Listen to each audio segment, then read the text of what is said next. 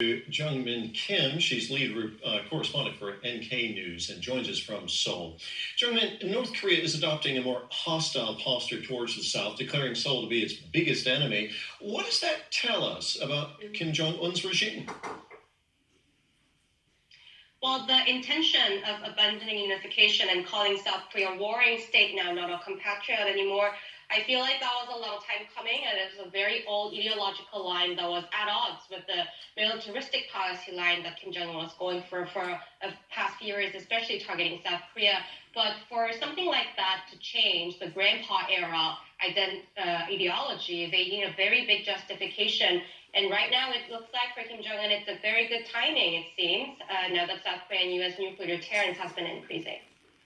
You call this good timing. Is this just more rhetoric from the North, or are you concerned that Kim Jong-un may actually be planning an attack?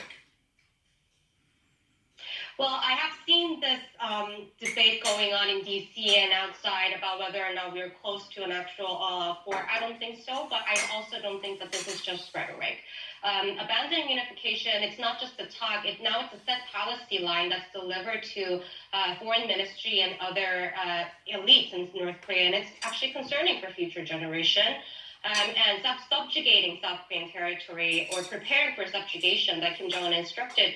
For now, sure, it's just a rhetoric, but it's also a very good, solid ideological justification that Kim Jong-un is using to build nukes that target one's compatriots. They're sort of getting rid of that ideological gap that they used to have. And what about South Korea? How is South Korea responding to all of this? It seems that the current plan is to just brush it off. We have seen South Korean leaders, the unification minister, defense minister, and the president using a lot of hostile languages, aggressive languages in the past year. But it sounds like they are trying to make the Kim Jong-un's new policy and make it sound it's not new. And they're just continuing with the current deterrent strategy.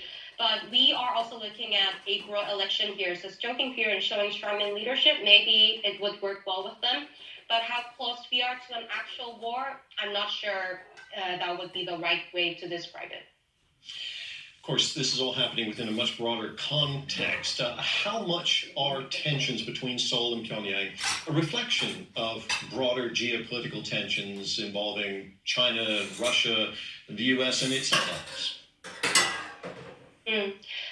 North Korea has been trading very closely with Russia recently, and that may have been emboldened North Korea a little bit on knowing, because they know that they have a very close friend now, not needing South Korea. But the U.S. nuclear and conventional deterrence, I feel like it's too strong for North Korea to do a first strike, even with China and Russia's backing. But I do feel like there could be increased possibility of skirmishes and casualties at the border. It's totally possible, especially near the maritime border, which now North Korea says it's an illegal border. And it's likely that Russia and China will turn a blind eye, even if North Korea goes for an aggression near the border.